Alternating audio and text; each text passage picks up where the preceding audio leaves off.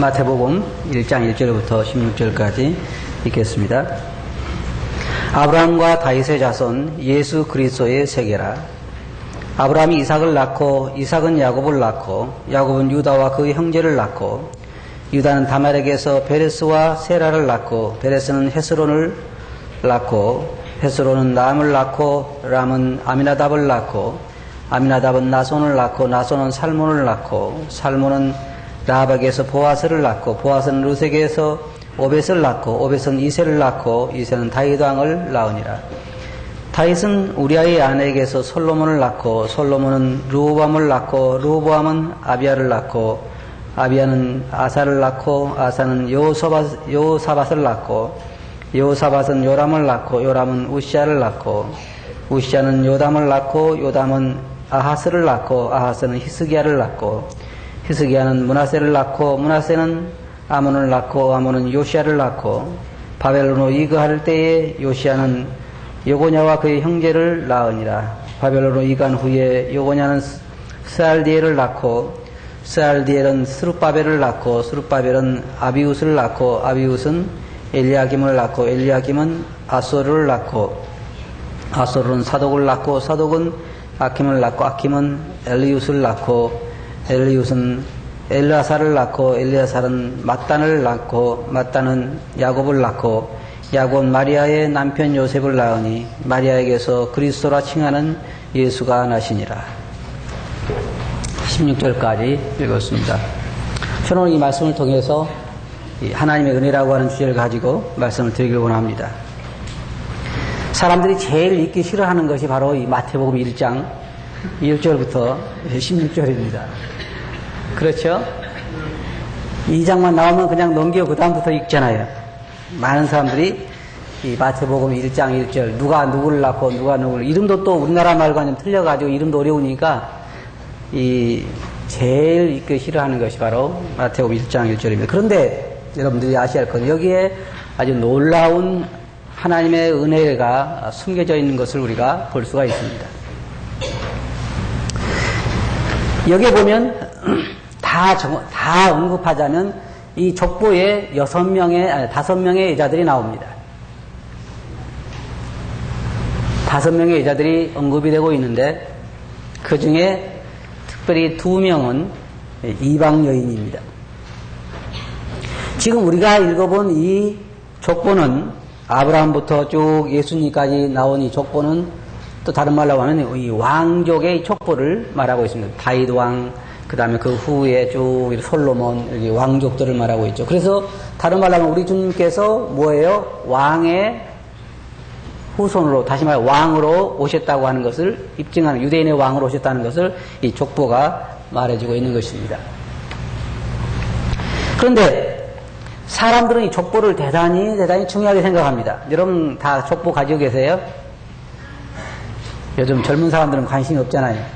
그때 연세 많으신 분들은 족보를 굉장히 중요하게 생각합니다. 저도 저희 아버님에게 받은 족보가 여러 권 있는데 몇 번 안 읽어봐서 누가 누군지 잘 모르겠어요. 족보 다 보면 뭐예요? 누가 누구를 낳고 이 한 장도 읽기 힘든데 더구나 요만큼 많은 족보를 다 어떻게 읽어요? 그렇잖아요. 거기 보면 다 죽은 사람들. 여기에 이 족보 중에는 아주 놀라운 하나님의 은혜가 감춰져 있습니다. 먼저 제가 살펴보기 원하는 것은 여기에 이 말하고 있는 기색 라합을 우리가 생각해 볼 수가 있습니다. 5절에 보면 살몬은 라합에게서 보아스를 낳고 보아스는 르색에서 오벳을 낳고 오벳은 이새를 낳았다 그렇게 말하고 있는데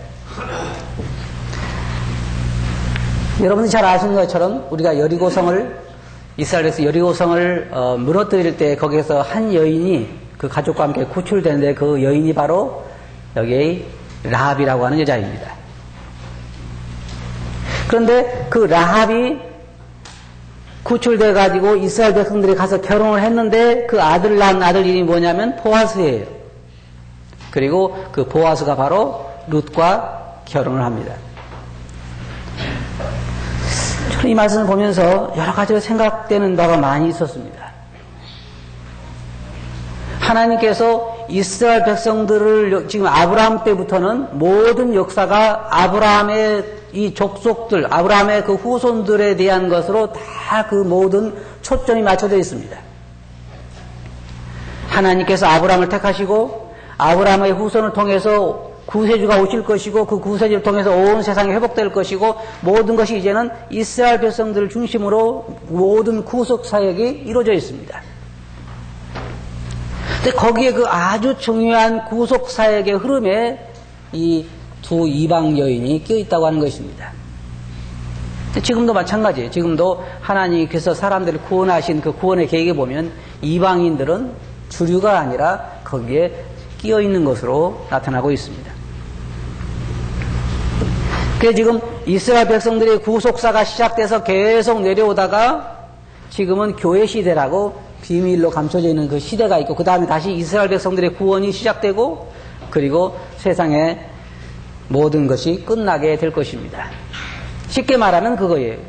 하나님께서 이 세상 사람들을 구원하시기 위해서 이스라엘 백성들을 택하셨고 그 백성들을 통해서 구속사역을 이루시는 가운데 이방인들도 거기에 함께 포함시킨 잠깐의 시간이 주어졌다고 하는 말입니다. 여기 기생 라합을 보면 첫째로 신분이 뭐예요? 기생입니다. 그때나 지금이나 그렇게 좋은 이 직업이 아니죠. 근데 제가 생각할 때는 제가 만일 이 마태에 했다고 하면 말이에요. 이 라합은 뺄 것 같아요. 그렇잖아요. 이게 별로 좋은 직업도 아니고 좋은 일도 아니고 또 이방 여인이 그러니까 그냥 여기에 살모는 보아스를 낳고 그러면 좋잖아요. 근데 꼭 여기에 살모는 라합에게서 보아스를 낳았다 그렇게 말하고 있습니다. 또 보아스는 그 다음에 이제 바로 룻을 이야기하지 아니하고 남자를 이야기할 수 있을 것 같은데 그렇게 아니하고 룻을 또 다시 여기에서 언급하고 있습니다. 근데 우리가 생각할 때 왜 하나님의 은혜라고 하냐면은 이 두 여인의 입장을 한번 생각해보고 그들이 어떤 위치에 가게 되는가 하는 걸 생각해볼 때 전적으로 하나님의 은혜일 수밖에 없습니다. 이 기생으로서 그가 인생을 어떤 삶을 살았을까요? 정말 험난한 삶을 살았을 것입니다. 오늘날도 그러하지만 당시에도 이 기생으로서 그의 삶을 산다고 하는 건 굉장히 사람들에게 멸시받는 일이요 소망이 없는 그러한 일인데 그 여인을 하나님께서 구원하셔서 이스라엘의 그 구속사에게 있어서 중요한 또 왕족에 있어서 아주 중요한 자리에 앉게 하셨다는 것입니다. 하나님께서는 가나안 땅을 멸망시키기 위해서 400년 동안을 기다리셨습니다. 여러분 잘 생각해 보시기 바랍니다. 가나안 지역이라고 하는 것은 온갖 우상과 하나님에 대한 반역과 죄악이 난무하는 곳이었기 때문에 하나님께 그동안 수차에 걸쳐 그들이 회개하기를 기다리셨지만 가나안 땅은 하나님 앞에 회개하지 않았습니다.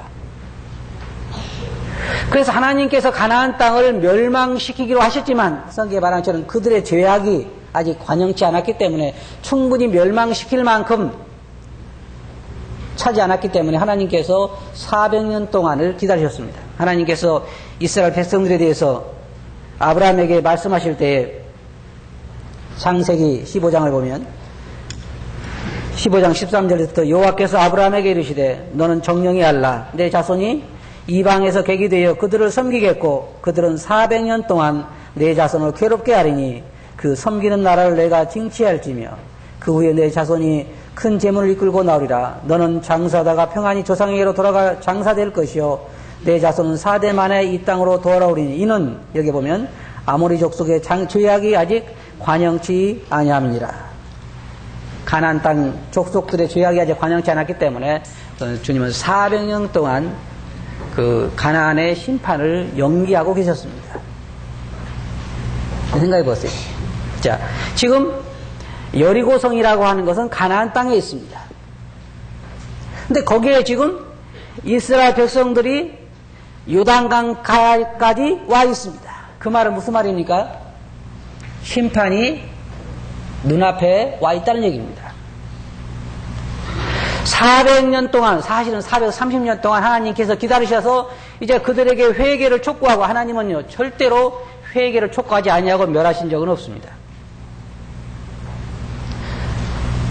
은근히 그냥 죄 짓기를 기다렸다가 너 잘 지었다 그렇게 심판하신 분이 아니에요. 회개하고, 여러분 니느웨 성도 아시잖아요. 니느웨 성도 하나님께서 요나를 보내시고 회개하고 또다시 그들의 경고할지는 듣지 않아 나중에 멸망당했죠. 하나님은 항상 죄인에 대해서, 오늘날도 죄인들에 대해서 회개하라.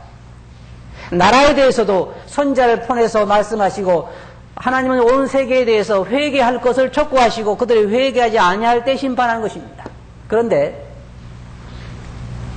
이스라엘 백성들에 대해서도 회개할 것을 촉구했지만 회개하지 않았기 때문에 바벨론을 통해서 이스라엘 백성들을 포로 잡아가게 하시고 그들을 심판하신 것처럼, 가나안 땅에 대해서 하나님께서 400년 동안 기다리셨다가 이제는 그 심판이 눈앞에까지 다다르고 있는 것입니다.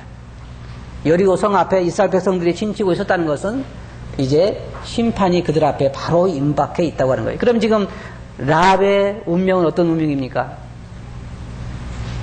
죽어야 할 운명입니다. 자기도 죄인이고 자기다가도 다 죄악을 범했고 이제는 죽어야 할 운명에 라합은 처해 있었던 것입니다. 그런데 어떻게 해서 라합이 여기에 하나님의 족보에, 지금 예수 그리스도의 족보에 오를 수가 있었느냐 이 말입니다. 그걸 보면 이 라합은 하나님 앞에 믿음을 가지고 있었어요. 믿음을. 여러분 성경에 보시면요, 항상 하나님은 심판하실 때 그 가운데 은혜를 베풀기를 잊지 않으십니다. 온 세상을 다 멸하실 때 누구에게 은혜를 베푸셨냐면 노아와 그의 가족에게 은혜를 베푸셨죠. 소돔성을 멸하실 때는 롯을 그 가족과 함께 그 가운데서 이끌어내셨습니다. 자, 이제 가나안 땅을 하나님께서 이스라엘 백성들에게 점령하라고 말씀하실 때 뭐라고 말씀하셨냐면요, 이렇게 말씀하셨어요. 그들과 언약도 하지 말고 그들을 불쌍히 여기도 말고 그들을 남자와 여자와 어린아이와 짐승까지 모두 진멸하되 전혀 자비를 베풀지 말라 그랬어요. 생각해보세요. 아이들도 봐주지 말고 부녀들도 봐주지 말고 짐승도 봐주지 말고 모든 걸 진멸하라 그랬습니다. 왜 그랬을까요? 오랫동안 하나님은 그들에게 죄를 경고하고 회개하라고 했지만은 회개하지 않았기 때문에 진노를 쏟으시는 것입니다. 만일의 경우에 이스라엘 백성들이 그들을 봐준다고 하면 그건 하나님의 명령을 순종하지 않는 것이요, 하나님 앞에 영광이 되지 않는 것인데 그들이 그러한 일을 했습니다. 그러나 여기에 하나님께서 그 멸하시는 중에도 한 여인과 그 가족의 자비를 베푸셨는데, 왜냐하면 그 여인이 하나님을 믿고 있었기 때문입니다. 이유는 다른 데가 없어요. 여호수아가 정탐꾼을 두 사람을 여리고성에 보냈는데 여리고성에 그곳에 이르게 됐습니다. 어디에 가게 됐어요? 이 라합의 집에 이르게 됐어요. 어떻게 그곳에 가게 됐을까요? 우연히 가게 됐을까요? 그렇지 않습니다. 하나님의 인도하심이 있었으라고 저는 생각합니다. 근데 그곳에 갔을 때에 이 여인은 자기 민족을 배반한 것입니다. 그렇잖아요? 어떻게 보면 인간적으로 볼 때는 정탐꾼이 자기 나라를 침범하고 이제 멸망하기 위해서 정탐하러 왔는데 그 정탐을 숨겨줬다 하는 것은 자기 나라에 대한 배신이잖아요. 그런데 그렇게 한 데는 그만한 이유가 있었는데 뭐냐면 그 이 여인의 말을 빌리자면요, 이 라합은 뭐라고 했냐면 이 나라를 하나님께서 너희에게 주신 줄 나는 안다 그랬어요.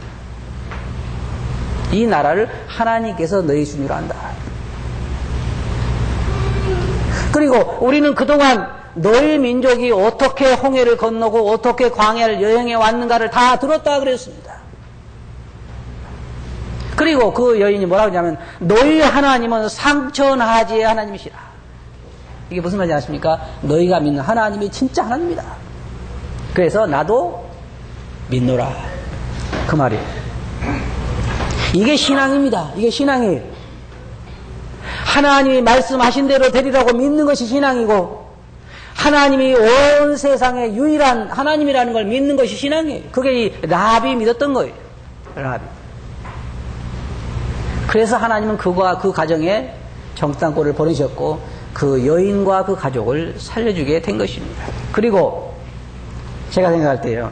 살려준 것만 했어도 참 감사하잖아요. 그렇잖아요? 죽일 수도 있었잖아요. 그렇지만은 살려준 것만 참 감사한데 하나님은 그 여인을 뭘로 삼으셨어요? 주님이 오실 그 왕족의 족보의 한 조상으로 주님은 그를 삼으셨습니다. 저는 이 말씀 보면서요. 너무너무 참 감사한 게 누가 그래요? 바로 우리가 그렇잖아요. 우리가. 멸망할 수밖에 없는 이 죄악된 세상에서 지금 멸망이 작정되어 있어요. 지금 심판이 지금 언제 임할지 모르는 이 세상에 우리가 살고 있는데 우리를 하나님이 구원해 주셨을 뿐만 아니라 하늘나라의 영광스러운 영광으로 우리를 관을 씌우셨잖아요. 그리고 뭘 삼으셨냐면 하나님의 아들과 딸로 삼으셨습니다. 이 우리가 구원받는다고 하는 건요 보통 일이 아닙니다. 보통 일이 아니에요. 아무나 이스라엘 백성들의 이 왕족의 족보에 들어갈 수 있는 것이 아닙니다. 아무나 들어갈 수 있는 게 아니에요. 이 굉장히 큰 영광입니다. 이스라엘 백성들이 이 족보를 볼 때마다 어떻게 생각했겠어요? 굉장히 중요하게 생각하고 이 가운데 언급된 사람들을 아주 특권층으로 그들은 생각했을 것입니다. 그런데 하나님이 라합을 거기에 참여시켰어요. 왜냐하면 이유는 단 하나밖에 없다고 생각해요. 하나님의 자비하심이 이곳에 있었고 두 번째로는 이 라합의 신앙이라고 하는 것입니다. 신앙.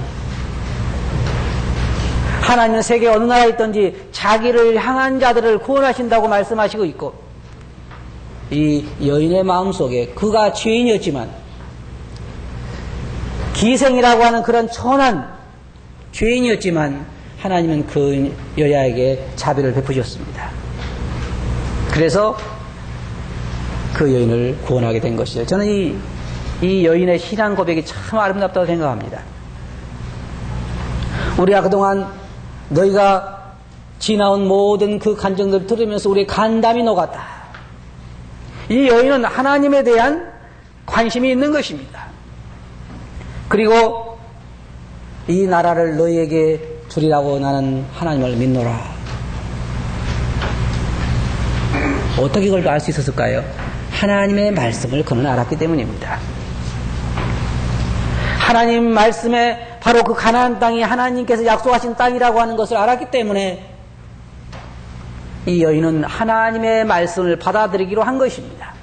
자기 나라를 그것이 배반하는 일을 할지라도 그것을 하나님의 말씀을 우선적으로 순종하는 것이 신앙이로서 해야 할 일이라는 것을 그녀는 알았기 때문에 정탐꾼들을 섬겨준 것이고 하나님 말씀대로 이루어질 것을 기대하는 것입니다. 그리고 조금 전에 말씀드린 것처럼 너희 하나님이 진실로 살아계신 하나님이다. 나는 그 하나님을 믿노라. 우리를 구해다오. 그래서 이스라엘 백성들은 이 라합을 구원해 준 것을 우리가 볼 수가 있습니다. 두 번째로 언급되는 것이 룻인데 룻은 누구입니까? 이방 여인, 역시 이방 여인입니다. 나오미가 나오죠. 여러분 성경에 보면 이스라엘 백성들이 가나안에 들어가 가지고 죄악을 행해서 하나님 말씀을 불순종해서 그곳에 흉년이 들었습니다.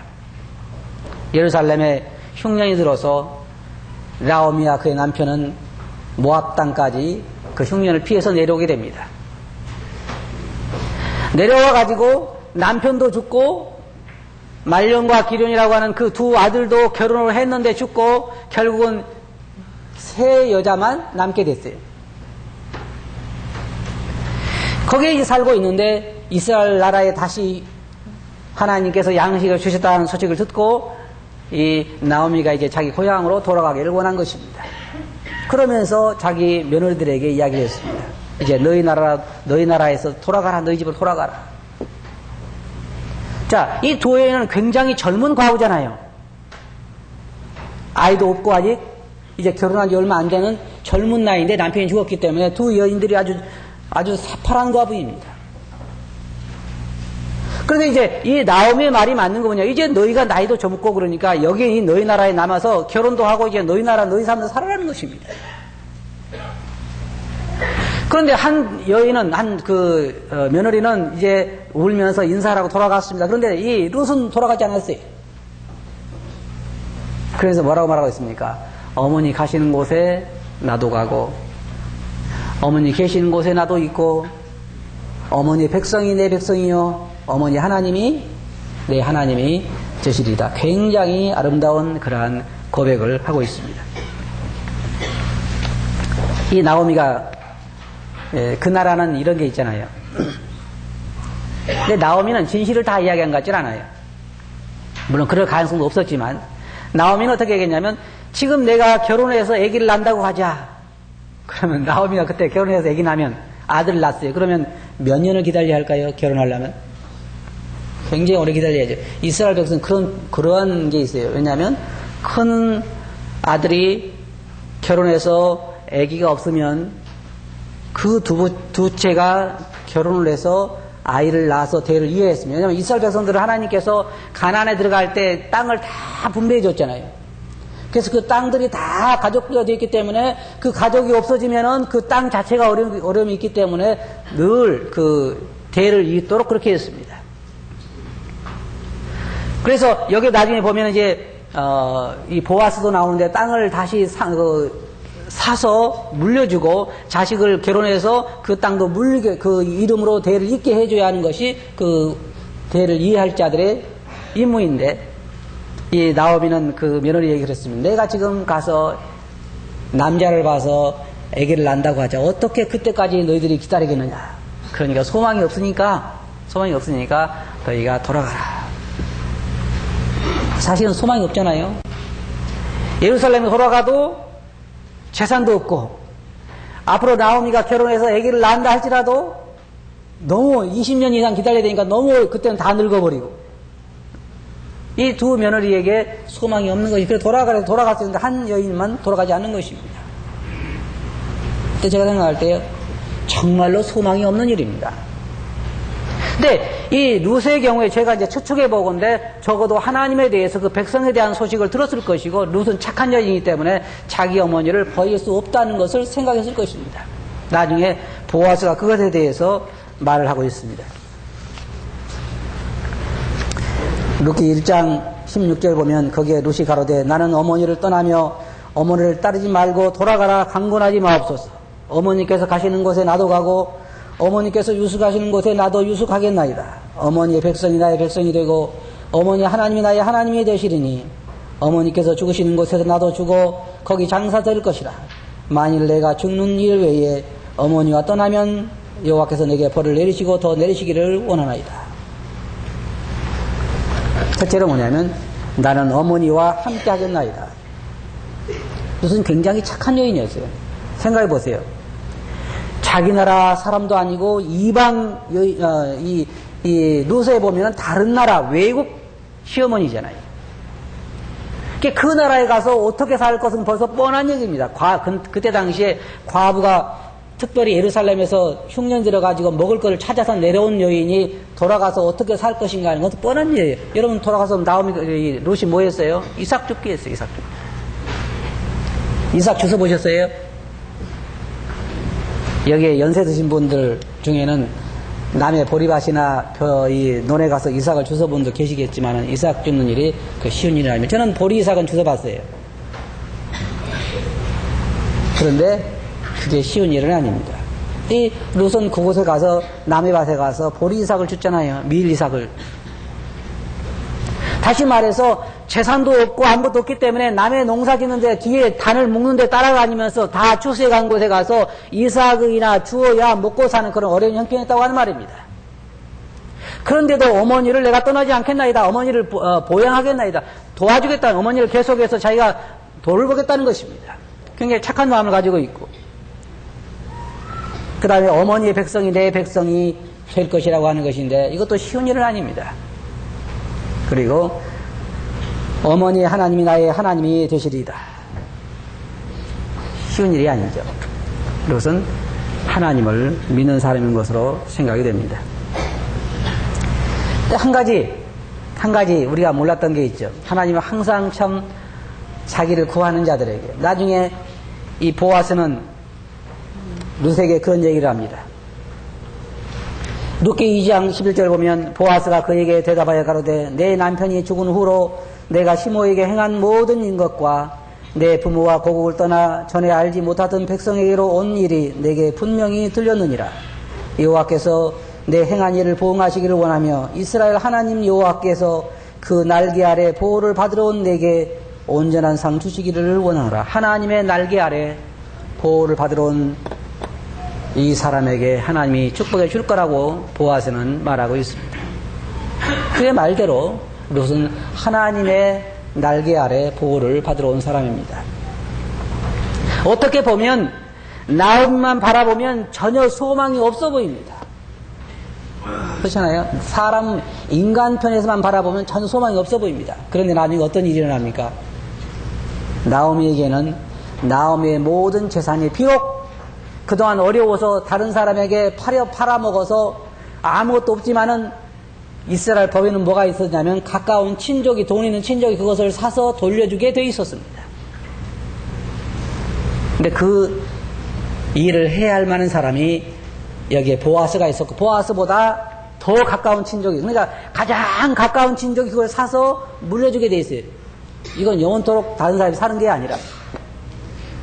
근데 그 사람에게 뭐라 그랬습니까? 그 사람에게 아무개요, 이름도 안 나오지요. 아무개요 와서 앉으라 그래가지고 우리 친척 지금 나오미가 있는데 룻도 있고 그러는데 그 옛날에 가나안에서 다 그것을 팔아먹었는데 우리가 법적으로 우리 가까운 사람이 그걸 사서 다시 물려줘야 한다. 그 사람이 그렇게 하겠다고 했습니다. 그런데 뭐라고 했냐면 이것을 사서 물려주지만은 그 집에는 뭐가 없어요? 아들이 없고 그것을 계속해서 할 만한 사람이 없으니까 또 무슨 의무가 줬냐면 그 데리고 온 룻과 함께 결혼을 해서 후손을 낳아서 그 재산을 그 아들 앞으로 해줘야 할 의무도 있다 그 말입니다. 그러니까 그 사람이 아예 그것까지는 나는 싫다 그랬어요. 그러니까 보아스가 그러면 내가 하겠다. 당신이 안 하면 그 다음에 내가 하겠다. 그래서 장로들을 모아놓고 그것을 자기가 재산을 사서 물려주면서 이 룻을 자기 아내로 삼아서 아들을 낳았습니다. 그게 바로 여기서 지금 이야기하고 있는 그런 내용입니다. 그래서 여기 보면 보아스는 룻에게서 오벳을 낳았다. 오벳은 이새를 낳았고 이새는 다윗 왕을 낳았다 그랬습니다. 그러니까 룻은 다윗 왕의 증조 할머니가 되죠. 증조 할머니가 되는 것입니다. 굉장히 놀라운 그러한 자비가 이곳에 나타나 있습니다. 다윗 왕의 증조 할머니가 되는 영광을 이 룻은 누리게 된 것이 이방 여인입니다. 생각해보세요. 이건 있을 수도 없는 일입니다. 라합은 어땠습니까? 있을 수도 없는 것이. 그런 일은 도대체 있을 수가 없는 거예요. 그러나 하나님은 그들의 마음을 보셨고 그 가운데 그들을 구원해 내셔서 그들을 이스라엘 족보에 세우기로 하셨습니다. 이거 누구 일입니까? 아무도 인간의 일이라고 할 수는 없습니다. 이건 전적으로 하나님의 일이요, 하나님의 자비요, 하나님의 역사입니다. 그들은 다 멸망받아야 마땅할 지옥에 살던 사람들이요, 유대인들에게 짐승 취급받던 그런 사람들입니다. 그런데 이스라엘의 왕족의 족보에 조상으로 올라와 있습니다. 하나님의 놀라운. 그래서요, 여러분 성경에 보시면 에베소서에 이렇게 말하고 있어요. 하나님이 우리를 구원하신 것은 오는 대대로 하나님의 자비하심을 선전하게 하려 하십니다. 그렇잖아요. 여러분이 마태복음 1장 읽기 싫다고 그냥 지나가서 잘 모르시겠지만은 이걸 보실 때마다 뭐가 생각이 돼요? 여기에 라합이 나오고 룻이 나오고 하는 걸 보면 뭘 생각이 됩니까? 이 두 사람이 생각되는 것보다는 하나님의 자비하심이 더 생각되잖아요. 참 하나님은 놀라운 분이다. 이런 여인들까지 이 족보에 이렇게 올리셨구나. 이 다음에 우리가 하늘나라에 가게 되면 역시 우리를 볼 때마다 그걸 생각할 것입니다. 하나님께서 우리 같은 자들을 구원하셔서 하나님의 자녀로 삼으셨다고 하는 것. 왕족의 족보가 아니라 하나님의 이 자녀로 우리를 삼으셨다고 하는 것이 오는 대대 우리를 볼 때마다 거기에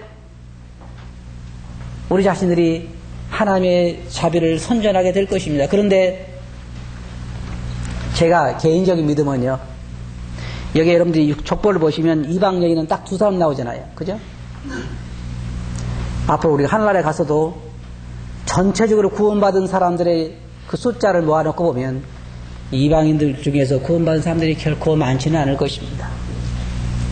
성경에 보면 이방인의 충만한 수가 들어오기까지 이스라엘 더러는 완악하게 되다가 마지막에 온 민족이 구원을 받을 거라고 말하고 있습니다. 우리는 얼마나 구원받은지 잘 모릅니다.